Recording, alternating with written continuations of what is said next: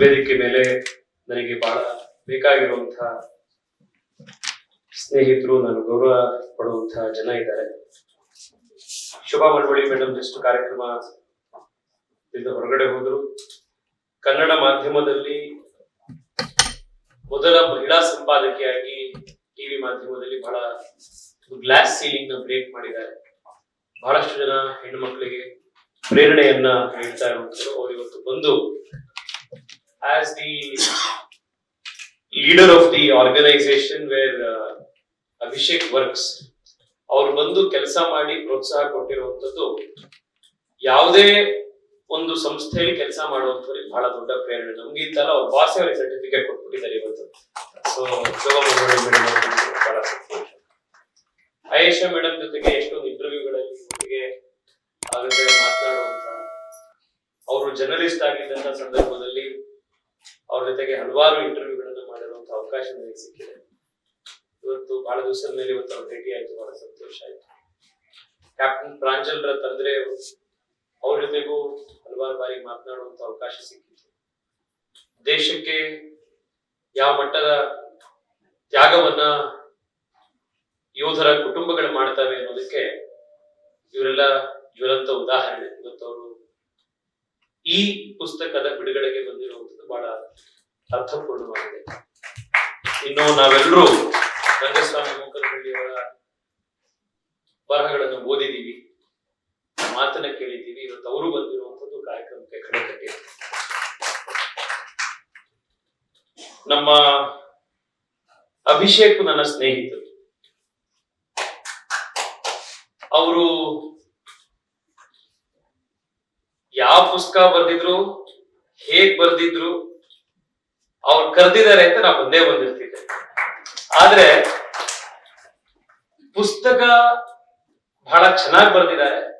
ಆ ಪುಸ್ತಕಕ್ಕೆ ತೂಕ ಇದೆ. ಯಾಕೆ ಅಂತಂದ್ರೆ ಅಭಿಷೇಕನ್ನ ಅವರ ವರದಿಗಾರಿಕೆಯನ್ನ ಫಾಲೋ ಮಾಡಿರೋರಿಗೆ ಅವರ ಬುದ್ಧಿಮತ್ತೆಯ, ಬರವಣಿಗೆಯ, ಅವರ ವರದಿಗಾರಿಕೆಯ ತೂಕ ಏನು ಅಂತ ಗೊತ್ತಿದೆ. ನಾವೆಲ್ಲರೂ ಅವರನ್ನ ಫಾಲೋ ಮಾಡಿದ್ದೀವಿ. ಒಂದ್ 2-3 ಕಾರಣಕ್ಕೆ ಈ ಪುಸ್ತಕ ವಿಶೇಷ. ನಾನು ರಂಗಸ್ವಾಮಿ ಅವರು ಹೇಳಿರುವಂತ ವಿಷಯಗಳನ್ನ, ಆಯೇಷಾ ಮೇಡಮ್ ಹೇಳಿರುವಂತದನ್ನ ರಿಪೀಟ್ ಮಾಡಲಿಕ್ಕೆ ಹೋಗೋದಿಲ್ಲ. ಆದ್ರೆ ನಾವೆಲ್ಲರೂ ನಮ್ಮ ಪರ್ಸ್ಪೆಕ್ಟಿವ್ ಇಂದ ನಾವು ನೋಡಿದ್ರೆ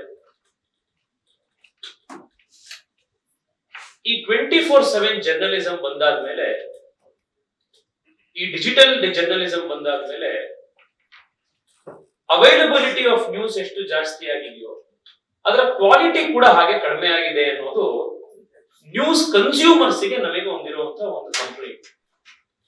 ಅದಕ್ಕೆ 2-3 ಕಾರಣ ಇರ್ಬೋದು. ಒಂದು, 24/7 ನೀವು ಏನಾದ್ರೂ ಒಂದು ಸುದ್ದಿ ಕೊಡ್ತಾನೆ ಇರಬೇಕು ಅನ್ನುವಂತ ಒಂದು ಕಂಪಲ್ಷನ್ ಇದ್ದೇ ಇರುತ್ತೆ. 2ನೇದು, ಹಲವಾರು ಚಾನೆಲ್ಗಳು ಬಂದಾಗ ನಿಮಗೆ ಒಳ್ಳೆ ಕ್ವಾಲಿಟಿ ರಿಸೋರ್ಸ್ ನ ತಯಾರು ಮಾಡಿ ಇಮಿಡಿಯೇಟ್ ಆಗಿ ತಗೊಳ್ಳುವಂಥದ್ದು ಕೂಡ ಬಹಳ ಕಷ್ಟ ಆಗುತ್ತೆ.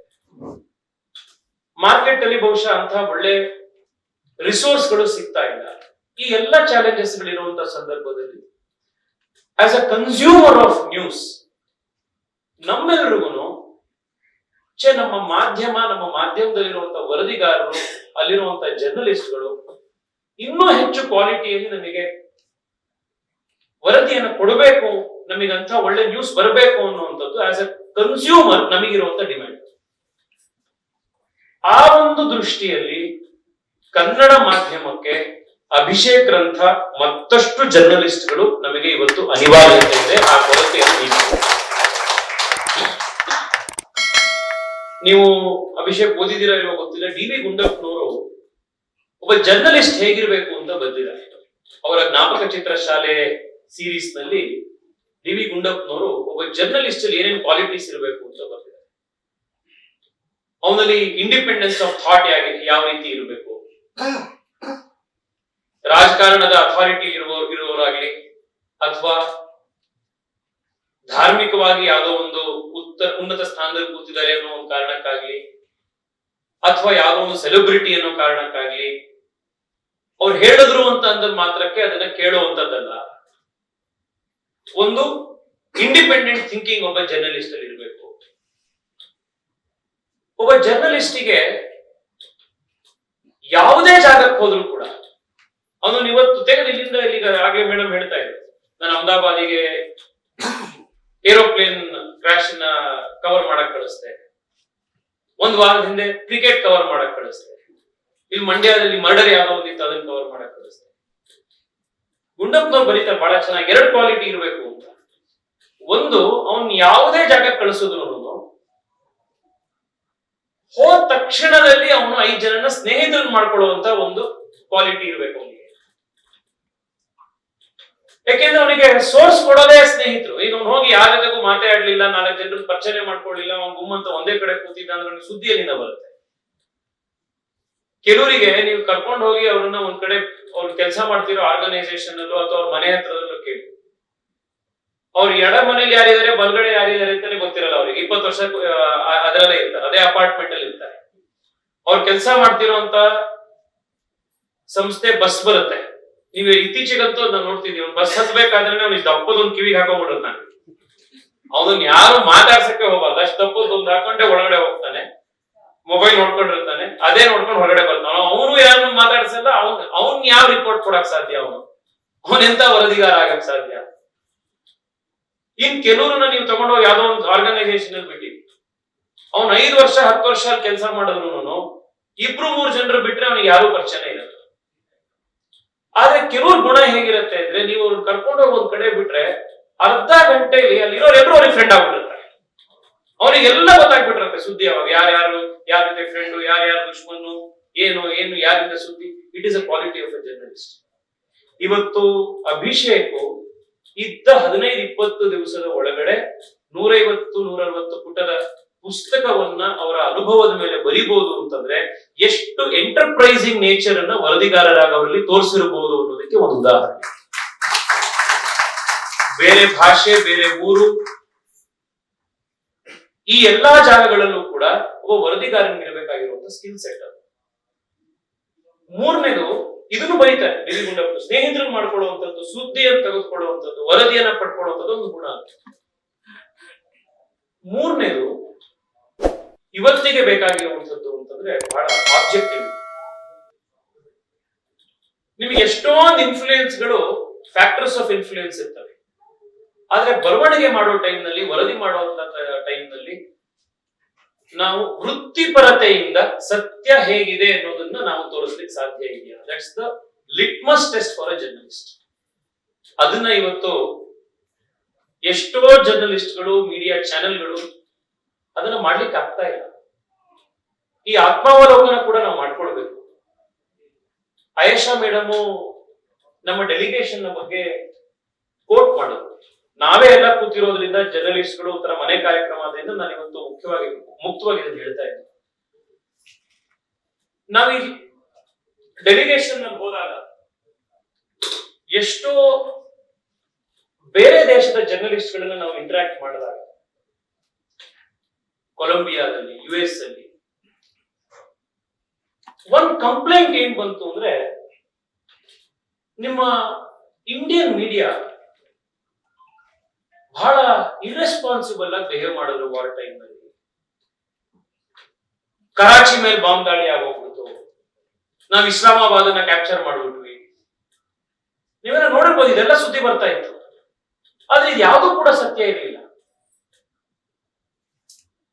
ಇದರ ಇಂಪ್ಯಾಕ್ಟ್ ಎಲ್ಲಾಗಿತ್ತು ಅಂತಂದ್ರೆ, 15,000 ಕಿಲೋಮೀಟರ್ ದೂರದಲ್ಲಿ ಯಾರು ಇಂಡಿಯನ್ ನ್ಯೂಸ್ ಮೀಡಿಯಾನ ಫಾಲೋ ಮಾಡ್ತಾ ಇದ್ರು ಅವರು, ಇದೇನು ಇಂಡಿಯನ್ ಮೀಡಿಯಾ ಈ ತರ ಬಿಹೇವ್ ಮಾಡ್ತಾ ಇದಾರಲ್ಲ, ನಿಜವಾಗ್ಲೂ ಇಂಡಿಯನ್ ಆರ್ಮಿ ಇದು ಕರಾಚಿನ ಕ್ಯಾಪ್ಚರ್ ಮಾಡ್ಬಿಟ್ರ, ಇಸ್ಲಾಮಾಬಾದ್ ಕ್ಯಾಪ್ಚರ್ ಮಾಡ್ಬಿಟ್ರ, 8 ಇದನ್ನ ಉರುಳಿಸ್ಬಿಟ್ರ. ಎಲ್ಲಿವರೆಗೆ ಅಂತಂದ್ರೆ, ನಮ್ಮ ಆರ್ಮಿಯವರು, ಜನರಲ್ ಕಮಾಂಡ್ ಅವರು ಬಂದು ಹೊರಗಡೆ ಅವ್ರು ಬ್ರೀಫಿಂಗ್ ಕೊಡೋವರೆಗೂ ಕೂಡ ಈ ತರ ಸುದ್ದಿಗಳು ಹೋಗ್ತಾನೆ ಇದೆ. ಈ ಆಬ್ಜೆಕ್ಟಿವಿಟಿಯ ಕೊರತೆಯ ಮಧ್ಯದಲ್ಲಿ ಸತ್ಯ ಆಧಾರಿತ, ಆಬ್ಜೆಕ್ಟಿವ್ ಆಗಿ ರೆಸ್ಪಾನ್ಸಿಬಲ್ ವರದಿಗಾರಿಕೆಯನ್ನು ಮಾಡಿರುವಂತದ್ದನ್ನ ನಾವು ಅಭಿಷೇಕ್ ಅವರ ವರದಿಗಾರಿಕೆಯಲ್ಲಿ ನಾವು ಇದು ಕೂಡ ಅವರು ಆ ಪ್ರಶಂಸೆಗೆ ಪಾತ್ರರಾಗ್ತಾರೆ. ಇನ್ನು ನನಗನ್ಸುವಂಥದ್ದು, ಇತ್ತೀಚೆಗೆ ಮೇಡಮ್ ಅದನ್ನು ಉಲ್ಲೇಖ ಮಾಡಿದ್ರು, ನಮ್ದಂತೂ ಹೆಂಗಾಗ್ಬಿಡತ್ತೆ ಅಂದ್ರೆ, ನಾವು ಪ್ರತಿ ದಿವಸ ಮೀಡಿಯಾದವ್ರು ಬಂದು ನಮ್ಮ ಹತ್ರ ಏನೋ ಒಂದು ವಿಷಯಕ್ಕೆ ಬೈಕ್ ಕೇಳ್ತಾರೆ. ಈಗ ಹೇಗಾಗಿದೆ ಅಂತಂದ್ರೆ ಇತ್ತೀಚೆಗೆ I have seen this decline. ನಾನು ಬಹಳ ಚಿಕ್ಕ ವಯಸ್ಸಿಂದನೇ ಟಿವಿ ಡಿಬೇಟ್ ಗಳಲ್ಲಿ ಇದರಲ್ಲಿ ಪಾರ್ಟಿಸಿಪೇಟ್ ಮಾಡಕ್ ಬರ್ತಾ ಇದ್ದೆ, ಅಂಕಣಗಳನ್ನು ಬರೀತಾ ಇದ್ದೆ. ವಿಶ್ವೇಶ್ವರ ಭಟ್ರು, ಪ್ರತಾಪ್ ಸಿಂಹ ಇಂಥವ್ರದೆಲ್ಲ ಓದ್ತಾ ಇದ್ದೆ, ಎಸ್ ಎಲ್ ಭೈರಪ್ಪನವ್ರನ್ನ ಓದ್ಕೊಂಡು ಬರ್ತಿದ್ವಿ.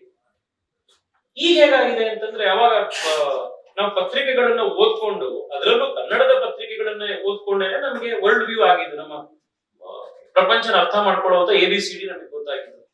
ಇವತ್ತು ಅನ್ಫಾರ್ಚುನೇಟ್ಲಿ ಏನಾಗಿದೆ ಅಂದ್ರೆ ಈ ಬೀಟ್ ಜರ್ನಲಿಸ್ಟ್ಗಳು ಎಸ್ಪೆಷಲಿ ಯಾವ ಸಬ್ಜೆಕ್ಟ್ ಬಗ್ಗೆನೂ ಅವರಿಗೆ ಯಾವ ಓದು ಇರೋದಿಲ್ಲ, ಅಧ್ಯಯನನೂ ಇರೋದಿಲ್ಲ. ಮೈಕ್ ಹಿಡ್ಕೊಂಡು ಕ್ಯಾಮ್ರಾ ಆನ್ ಮಾಡ್ಕೊಂಡು ಬರ್ತಾರೆ, ಆನ್ ಮಾಡ್ಕೊಂಡು ಬಂದು ಸರ್ ಇವತ್ತು ಅವ್ರು ಕ್ರಿಕೆಟ್ ಬಗ್ಗೆ ಒಂದು ಬೈಟ್ ಕೊಟ್ಬಿಡಿ ಸರ್ ಅದೇ ಇವತ್ತು ಖರ್ಗೆ ಅವ್ರು ಹೇಳಿದ್ರಲ್ಲ ಅದ್ರ ಬಗ್ಗೆ ನಿಮ್ ರಿಯಾಕ್ಷನ್ ಕೊಡಿ ಸರ್. ಏನ್ ಹೇಳಿದ್ರು ಅಂತ ಕೇಳಿ ನೀವು, ಖರ್ಗೆ ಅವ್ರು ಏನ್ ಹೇಳಿದ್ರು ಅಂತ ಹೇಳಪ್ಪ, ಅದಕ್ಕೆ ನಾನು ರಿಯಾಕ್ಷನ್ ಕೊಡ್ಬೇಕಲ್ಲಪ್ಪ. ಅವ್ರು ಏನ್ ಹೇಳಿದ್ರು ಅಂತ ಹೇಳು, ಅದಕ್ಕೆ ನಾನು ರಿಯಾಕ್ಷನ್ ಕೊಡ್ಬೇಕು, ಅದೇ ಗೊತ್ತಿರಲ್ಲ ಅವ್ರಿಗೆ. ಯಾಕಂದ್ರೆ ಅವ್ರ ಆಫೀಸರ್ ಅವ್ರು ಏನ್ ಇನ್ಪುಟ್ ಕೊಟ್ಟಿರ್ತಾರೆ ಅಂದ್ರೆ ಖರ್ಗೆ ಅವ್ರದ್ದು ಸ್ಟೇಟ್ಮೆಂಟ್ ಒಂದು ರಿಯಾಕ್ಷನ್ ತಗೊಂಬನ್ನಿ ಅಂದಿರ್ತಾರೆ. ಇವ್ರು ಅದಕ್ಕೆ ಒಂದು ಮೈಕ್ ಇಟ್ಬಿಟ್ಟು ಖರ್ಗೆ ಅವರ ರಿಯಾಕ್ಷನ್ ಸರ್ ಖರ್ಗೆ ಅವ್ರ ರಿಯಾಕ್ಷನ್ ಕೊಡಿ ಸರ್. ಏನ್ ಹೇಳ್ಬೇಕು ಅಂತ ಗೊತ್ತಿಲ್ಲ ಸರ್. ಅಹಮದಾಬಾದ್ ಇನ್ಸಿಡೆಂಟ್, ಯಾವ ಇನ್ಸಿಡೆಂಟ್ ಅದು ಗೊತ್ತಿರಲ್ಲ. ಇದು ಯಾರನ್ನ ಟೀಕೆ ಮಾಡಬೇಕು ಅನ್ನೋದಿಕ್ಕಲ್ಲ, ಬಟ್ ನಮಗೆ ಒಳ್ಳೆ ಜರ್ನಲಿಸಂ ಸಿಗ್ಬೇಕು ಅನ್ನೋ ಕಾರಣಕ್ಕೋಸ್ಕರ. ಯಾಕೆಂದ್ರೆ ಜರ್ನಲಿಸಂಗೆ, ಪತ್ರಿಕೋದ್ಯಮಕ್ಕೆ ಒಂದು ಸಮಾಜವನ್ನ ತಿದ್ದುವಂತ, ಸಮಾಜದ ವ್ಯಾಲ್ಯೂ ಸಿಸ್ಟಮ್ ಅನ್ನ ಎತ್ತಿಡಿಯುವಂತ, ಸಮಾಜಕ್ಕೆ ಒಂದು ದಿಕ್ಕನ್ನ ಕೊಡುವಂತ ಒಂದು ದೊಡ್ಡ ಜವಾಬ್ದಾರಿ ಇದೆ. ಆ ಕಾರಣಕ್ಕೋಸ್ಕರ we are expecting better quality. ಇವತ್ತು ಈ ರೀತಿಯ ಒಂದು ಜರ್ನಲಿಸ್ಟ್ಸ್ ಗಳ ಮಧ್ಯದಲ್ಲಿ ಆಮೇಲೆ ಇವತ್ತು ಇನ್ನೊಂದು ಏನಾಗಿದೆ ಅಂತಂದ್ರೆ ಬಹುಶಃ ಬರವಣಿಗೆ ಕಡಿಮೆ ಆಗಿದೆ. ಓದು ಮತ್ತೆ ಬರಹ ಒಬ್ಬ ಜರ್ನಲಿಸ್ಟಿಗೆ ಇರ್ಬೇಕಾಗಿರುವಂತಹ ಒಂದು ಲೈಫ್ ಲಾಂಗ್ ಒಬ್ಸೆಷನ್. ನಾವು ಎಷ್ಟು ಓದ್ತೀವೋ ಅಷ್ಟು ನಮ್ಮ ಜ್ಞಾನ ಭಂಡಾರ ಬೆಳೆಯುತ್ತೆ.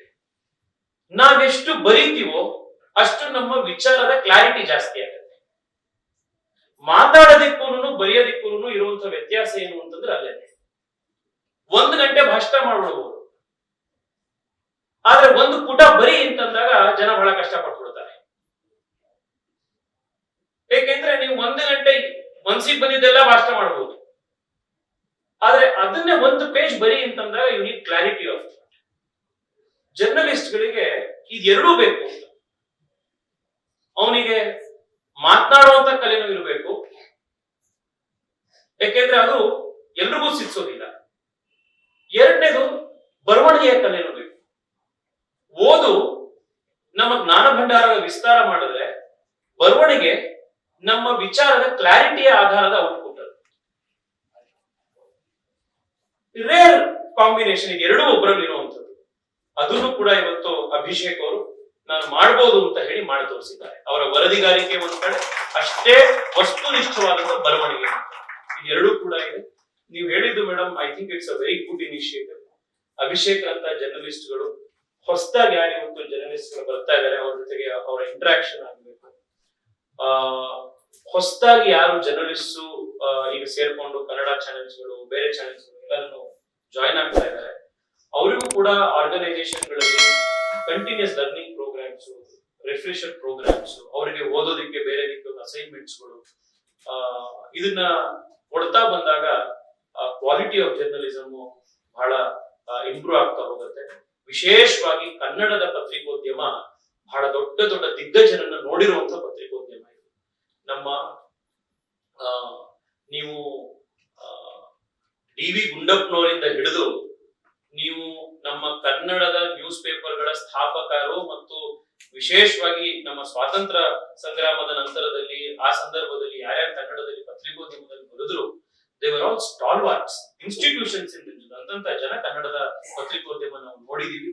ಮತ್ತೆ ಅಂಥ ಪತ್ರಿಕೋದ್ಯಮದ ದಿನಗಳು ಮತ್ತೆ ಬರುವಂತಹ ರೀತಿಯಲ್ಲಿ ನಾವೆಲ್ಲರೂ ಒಂದು ಸಮಾಜವಾಗಿ, ಅಕಾಡೆಮಿಯ ಅಧ್ಯಕ್ಷರುಗಳಾಗಿ, ಎಡಿಟರ್ಸ್ ಗಳಾಗಿ, ಅದರ ನ್ಯೂಸ್ ಕನ್ಸ್ಯೂಮರ್ಸ್ ಆಗಿ, ರಾಜಕೀಯ ಕ್ಷೇತ್ರದಲ್ಲಿರುವಂತವ್ರು ನಾವುಗಳಾಗಿ ನಾವೆಲ್ಲರೂ ಸೇರಿ ಮಾಡಬೇಕಾದಂತಹ ನಮ್ಮದೊಂದು ಜವಾಬ್ದಾರಿ ಇದೆ.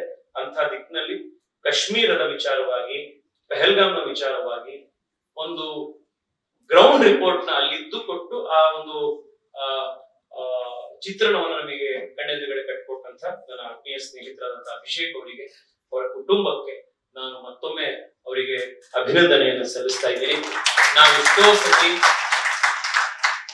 ಈ ಎಲ್ಲ ಕೊರತೆಗಳ ಮಧ್ಯನೂ ಜರ್ನಲಿಸ್ಟ್ಗಳು are one of the most underrated, underappreciated professionals.